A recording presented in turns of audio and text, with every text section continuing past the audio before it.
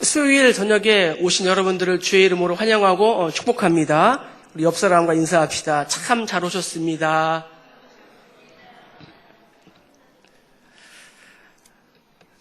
(2차) 대전을 앞둔 프랑스는 독일의 공격에 대비하여 대단한 방어 진지를 구축했습니다. 당시 프랑스 육군 대장이었던 앙드레 마지노의 이름을 따서 그것을 마지노 선이라고 했습니다. 프랑스는 이 요새를 만들기 위해서 무려 10년 동안 준비를 했습니다. 전차의 침입을 막기 위해서 이중 철골벽을 쌓았고요. 보병을 막기 위하여 철조망을 설치했고 직경 6m의 콘크리트 벽을 설치했습니다. 지하에는 발전실과 탄약고, 작전실, 통신설, 또 급수, 배수 시설 등을 깊숙하게 매설했습니다. 그야말로 난공불락의 요새였습니다. 그러나 막상 2차 대전이 일어났을 때 마지노선은 아무런 소용이 없었습니다. 이유는 독일이 프랑스로 직접 쳐들어온 것이 아니라 벨기에와 룩셈부르크를 우회해서 침공을 했기 때문입니다. 결국 마지노선 안에 있던 프랑스군 80만 명은 한 번도 힘을 써보지 못한 채 프랑스의 몰락을 지켜보고 말았습니다. 결국 마지노선도 피난처가 되지 못했습니다. 여리고성은 높이 10m 또 폭 4m로 외부의 침략에 대하여 전혀 허술함이 없는 그러한 방비와 가파른 경사지에 위치한 천연적인 요새였습니다. 그러나 하나님께서 함께하신 여호수아의 군대에 의하여 힘없이 무너져 버렸습니다. 역시 여리고성도 그들의 피난처가 되지 못했습니다. 2018년 지구촌은 아주 큰 몸살을 앓았습니다. 일본 지진과 인도네시아의 쓰나미, 미국 캘리포니아의 산불과 총기 난사 사건, 중동의 테러와 헬기 비행기 추락사고, 기차 탈선 등 안전한 곳은 없는 것 같습니다. 지진 규모가 4에서 4.9는 창문이 파손되고 작거나 불안정한 물체들이 떨어지고 또 5에서 5.9는 서 있기가 힘들고 가구들이 움직이며 내벽에 있는 석고 내장재들이 떨어진다고 합니다. 그런데 2018년 지진 규모가 5.0 이상 되는 지진이 전 세계적으로 74회 발생했습니다. 가장 많이 발생한 나라는 어디일까요? 일본입니다. 일본이 1위로 31회 발생했습니다. 아마 그들이 일제시대와 또 2차 세계대전 때 못된 짓을 했기 때문에 그런 것 아닌가 또 말씀을 준비하면서 묵상해 보았습니다. 올 여름은 무척 길고 또 더웠던 것으로 기억됩니다. 왜냐하면 해마다 찾아오는 재만성 비염이 한 달 뒤에 찾아왔기 때문입니다. 오늘날 나의 피난처는 어디일까요? 성도는 어디에서 피난처를 찾아야 할까요? 오늘 본문은 저와 여러분들에게 그 해답을 명쾌하게 보여주고 있습니다. 1절을 한번 다 같이 보실까요? 1절에 보면은 하나님은 우리의 피난처, 또 7절도 하나님은 우리의 피난처시로다. 11절도 하나님은 우리의 피난처시로다. 하나님 3번씩이나 우리에게 찾아와서 말씀하고 있습니다. 오직 하나님만이 우리의 피난처요 흔들리지 않는 견고한 망대요 방패요 요새인 줄 믿으시기를 바랍니다. 1529년 루터가 그 유명한 찬송가 내주는 강한 성이요 방패와 병기 되시니 큰 환난에서 우리를 구하여 내시리로다 라는 찬송을 지은 것도 바로 이 시편 46편을 기초로 하여 기록하였습니다. 종교개혁자 깔뱅이 자신의 모국어로 이 프랑스어로 성경을 번역해야 되겠다 이렇게 생각했던 첫 번째 그러한 시편도 바로 이 시편 46편이었습니다. 2000년이 지난 오늘날 안팎으로 들려오는 여러 가지 위기와 고난에 처한 우리들에게도 이 시편 46편은 하나님께서 나에게 주시는 그러한 위로와 소망의 말씀으로 다가오기를 간절히 축복합니다. 다 같이 우리 2절과 3절을 한번 읽어보겠습니다. 자, 시작. 그러므로 땅이 변하든지 산이 흔들려 바닷가운데 빠지든지 바닷물이 솟아나고 뛰놀든지 그것이 넘침으로 산이 흔들릴지라도 우리는 두려워하지 아니하리로다. 아멘. 사람에게 찾아오는 두려움은 보통 5가지 종류라고 합니다.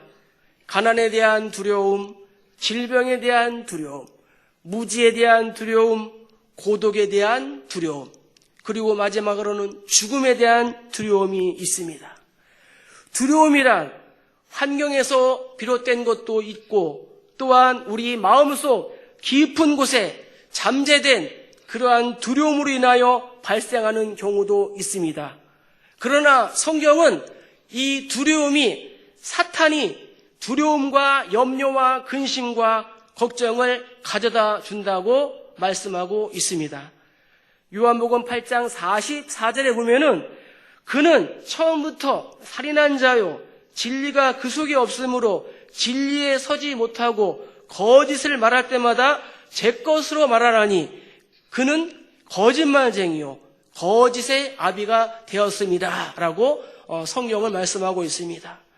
또한 창세기 3장 9절에 여호와 하나님께서 아담을 부르실 때 아담아 아담아 내가 어디 있느냐 이르되 내가 동산에서 하나님의 소리를 듣고 내가 벗었으므로 두려워하여 숨었나이다. 아담이 이렇게 대답했습니다. 사단은 우리에게 두려움과 염려와 근심과 걱정과 고통을 주지만 하나님께서 주시는 것은 재앙이 아니라 평안과 소망인 줄 믿기를 간절히 소망합니다. 디모데후서 1장 7절에 보면은 하나님께서 우리에게 주신 것은 두려워하는 마음이 아니요 오직 능력과 사랑과 절제하는 마음이니 너희를 향한 나의 생각을 내가 아나니 나의 생각은 재앙이 아니고 너희에게 미래와 희망을 주는 것이라 예레미야 29장 11절에 말씀하고 있습니다. 예수님 너희는 마음에 근심하지 말라 하나님을 믿으니 또 나를 믿으라 말씀하고 있습니다. 미국의 월스트리트 저널에 게재된 내용이 있어서 제가 조금만 읽어드리겠습니다. 우리들은 기억도 할 수 없는 수많은 실패와 두려움을 경험했습니다. 처음 걸음마를 하기 위해서 일어서다가 넘어졌다를 수없이 반복했습니다. 처음 수영을 배울 때 물속에 빠져들기도 하였고 물을 많이 먹기도 했습니다. 전혀 아닌 것 같이 듣고 있습니다. 우리들도 같은 경험자입니다. 베이비 루스는 714개의 홈런을 치기 위해서 그보다 2배나 많은 1330번의 스트라이크 아웃을 당했습니다.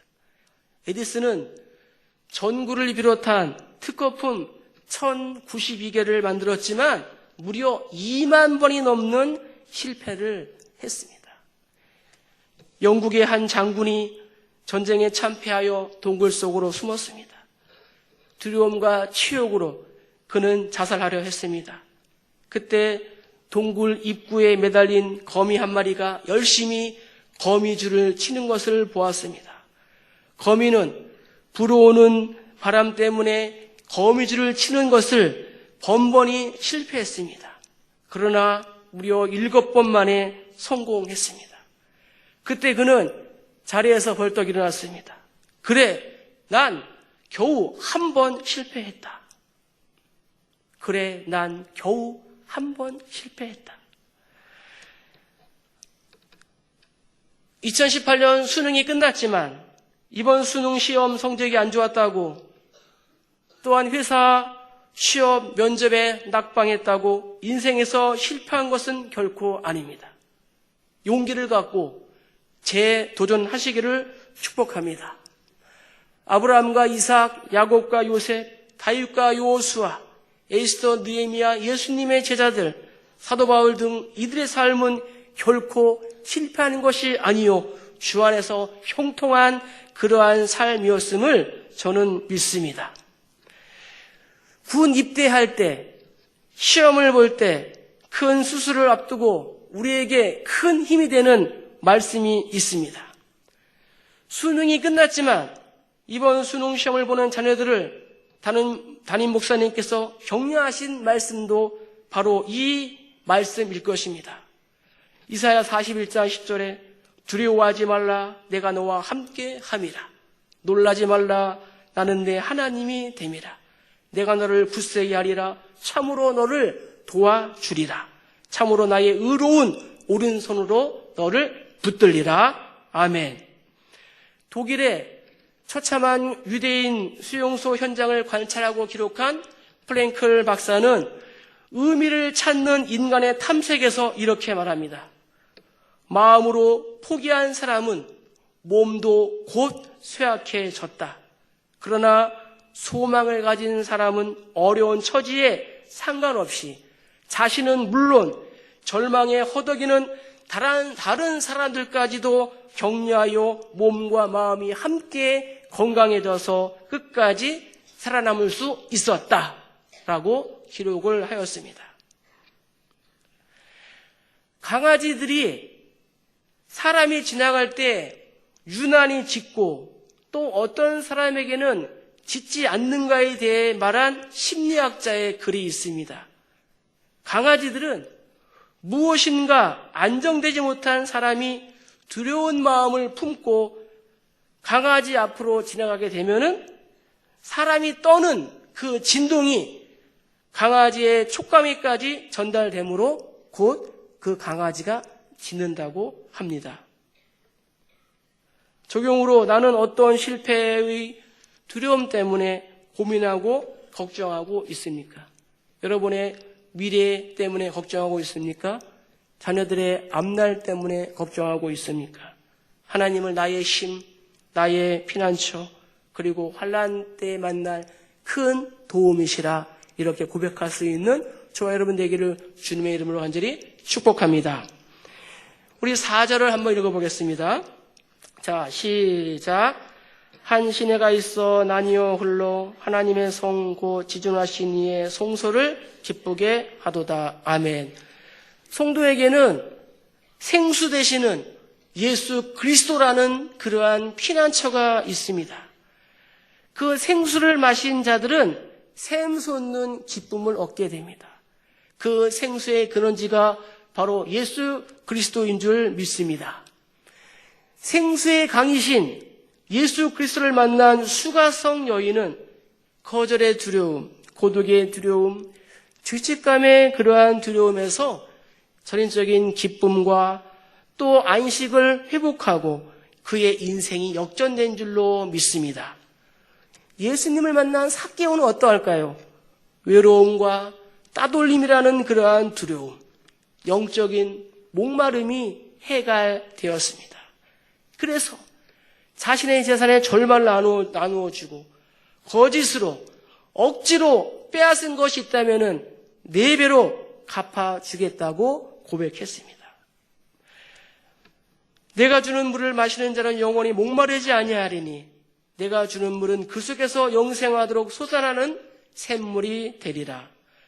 나를 믿는 자는 성경의 이름과 같이 그 배에서 생수의 강이 흘러나오리라 하시니 또 그가 수정같이 맑은 생명수 강을 내게 보이니 하나님과 및 어린 양의 보호자로부터 흘러나오는도다.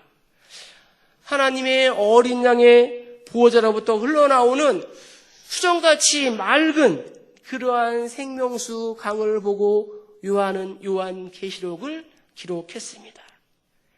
이렇게 생수의 근원 되신 예수 그리스도, 우리 모두의 영원한 피난처 되시는 분인 줄로 믿습니다. 우리 5절을 한번 읽겠습니다. 자, 5절 시작.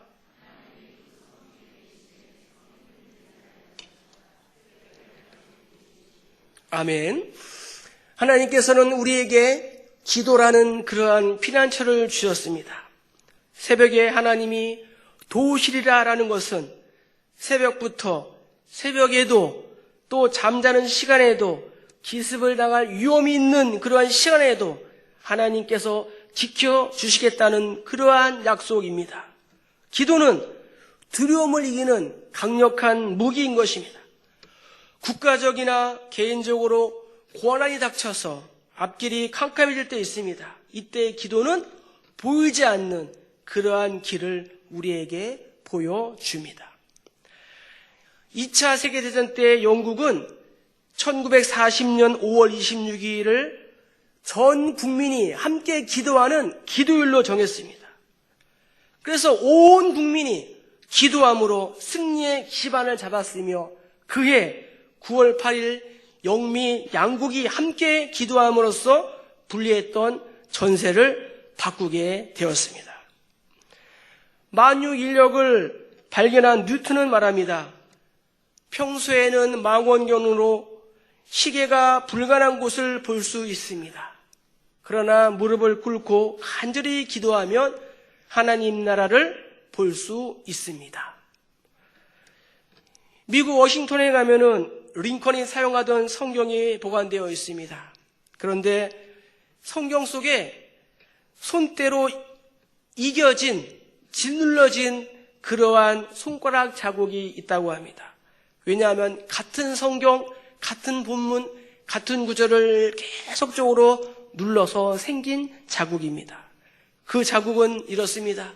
시편 34편의 4절인데요. 내가 여호와께 구하매 내게 응답하시고 내 모든 두려움에서 나를 건지시리로다. 아멘. 링컨의 고백이 저와 여러분의 고백이 되기를 간절히 축복합니다. 아무것도 염려하지 말고 다만 모든 일에 기도와 간구로 너희 구할 것을 감사함으로 하나님께 아뢰라. 그리하면 모든 지각에 뛰어난 하나님의 평강이 그리스도 예수 안에서 너희 마음과 생각을 지키시리라. 기도하는 자에게 평강이 있습니다. 기도는 하나님께 드리는 희생제사요, 나의 믿음을 지키는 영혼의 방패요, 사단을 향해 내리치는 그러한 채찍인 것을 믿으시기를 바랍니다. 매일의 삶 속에서 하나님의 존재를 인정하며 경외하며 우리가 기도할 수 있다는 사실은 정말 큰 은혜인 것입니다. 고통의 순간에 하나님께 기도하는 것은 가장 확실한 피난처로 가는 길인 줄 믿습니다. 그래서 바울은 고백합니다. 기도를 계속하고 기도에 감사함으로 깨어 있으라. 우리 6절을 한번 읽겠습니다. 자, 시작. 문나라가 떠들며 왕국이 흔들렸더니 그가 소리를 내심에 땅이 녹았도다. 아멘. 하나님 또 우리에게 말씀이라는 그러한 피난처를 우리에게 주셨습니다. 그가 소리를 내심에 땅이 녹았도다. 즉 모든 것이 조용하게 되었습니다. 하나님께서 말씀하시면 위험이 사라지고 소동했던 그러한 세상도 잠잠해지는 줄로 믿습니다. 그 맑고 밝은 환한 밤중에 무천사 내려와 그 손에 비파 들고서 다 찬송하기를 평강의 왕이 오시니 다 평안하여라. 그 소란하던 세상이 다 고요하도다. 주님 말씀하시면 인생의 거친 풍랑과 파도가 잔잔해질 줄로 믿습니다. 예수님께서도 금식하신 후 줄인 상태에서 마귀의 유혹을 신명기에 기록된 하나님의 말씀으로 읽힌 줄 믿습니다. 에베소서 6장에 나오는 하나님의 전신갑주가 있습니다. 하나님의 전신갑주는 우리를 보호하는 수비형이에요. 그러나 그 중에 한 가지 공격 무기가 있으니 그것은 곧 성령의 검, 하나님의 말씀인 줄 믿습니다. 공산주의 체제에서 박해를 받던 루마니아의 범 브렌트 목사님이 있었습니다. 옥중에서 성경을 읽으면서 두려워하지 말라는 말씀이 기록된 것을 보고 도대체 두려워하지 말라라는 말씀이 몇 번이나 기록되어 있는가 세봤습니다. 그랬더니 무려 365번이 기록되어 있답니다. 365번, 365회. 여러분, 낮 읽은 그러한 숫자 아닙니까?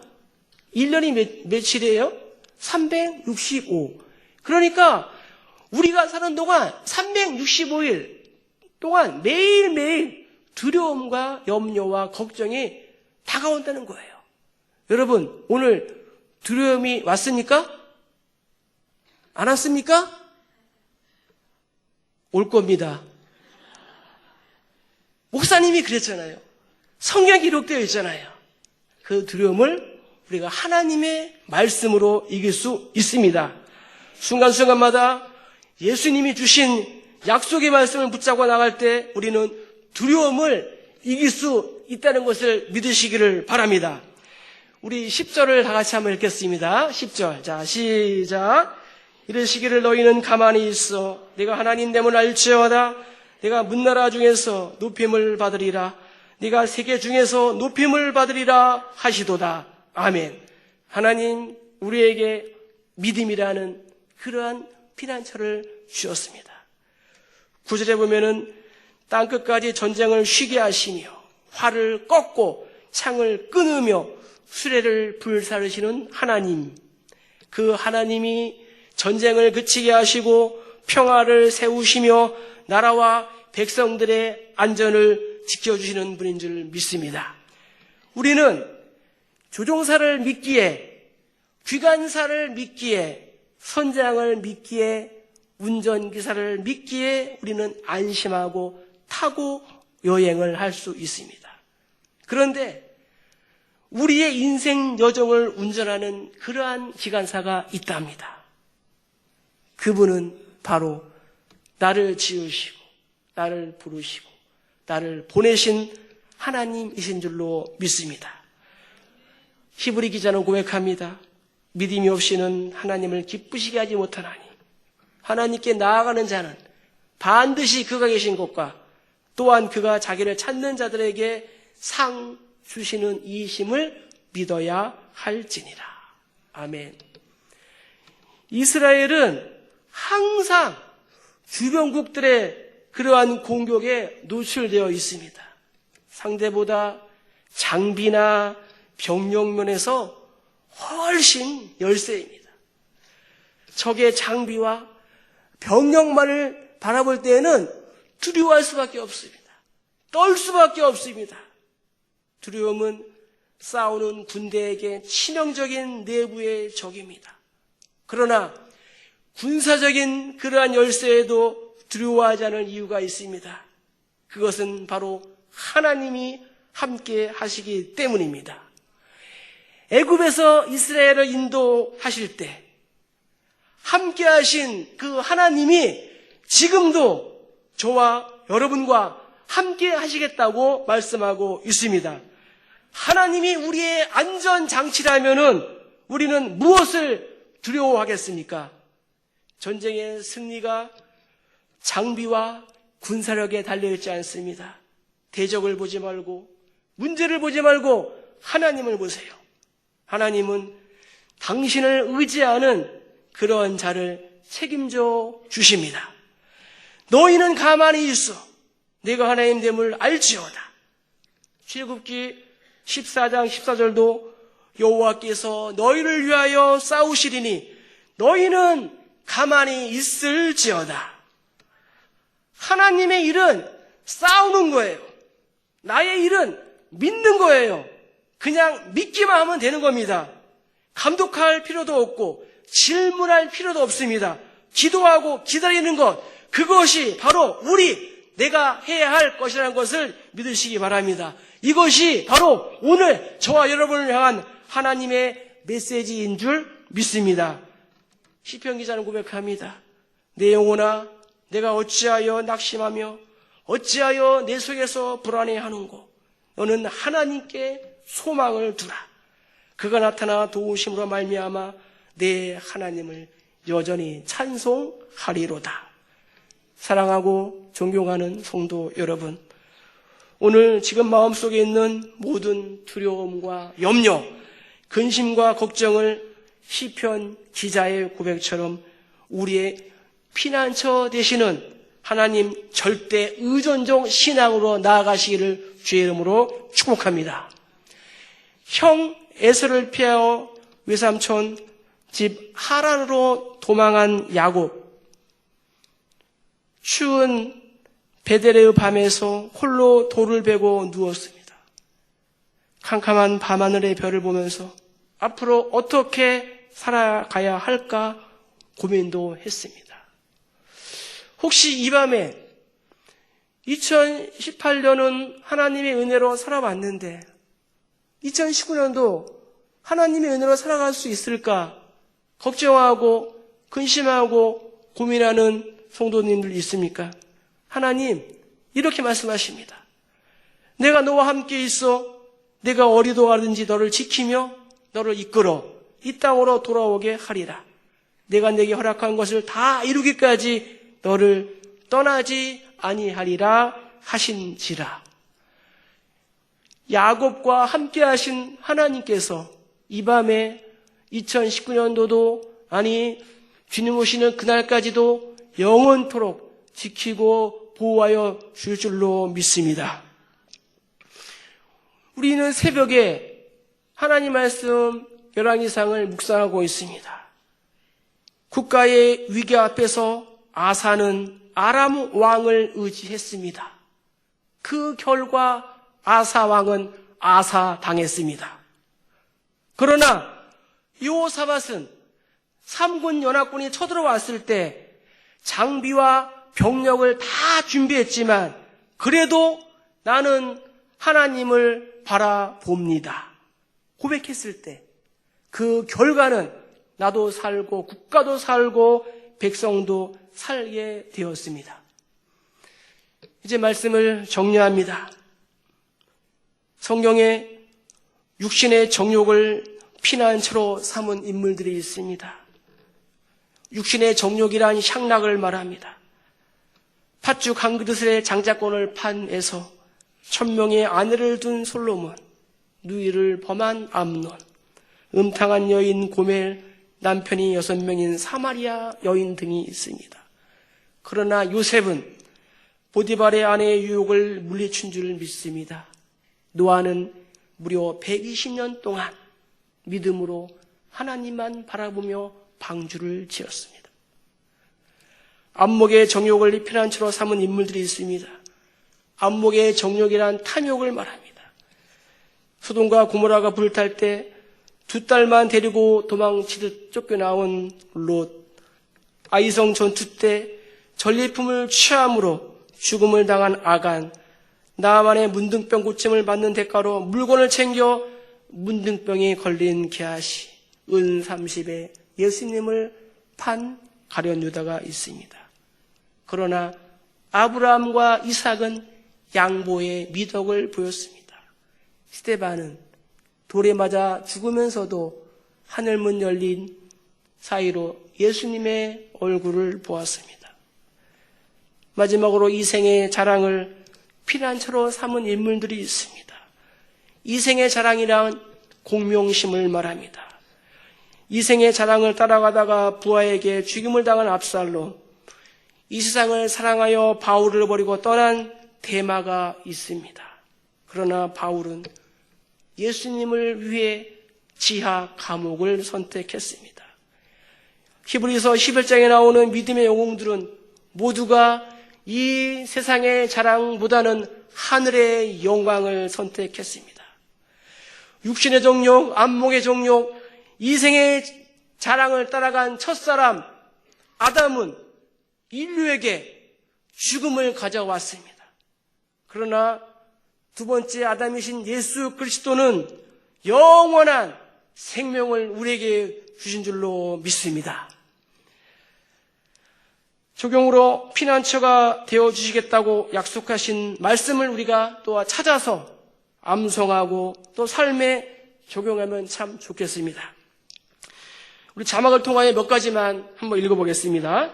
제가 선창하면 제가 성경을 읽으면 여러분들이 뒤에 걸 읽으면 됩니다. 자, 창세기 15장 1절, 창세기 26장 24절, 신명기 7장 18절 21절, 시편 18편 30절, 시편 55편 8절,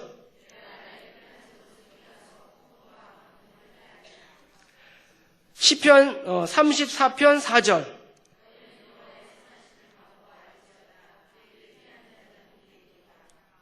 그렇게 약하게 읽어가지고 피난처 되겠습니까? 크게 해야지. 이사야 35장 4절,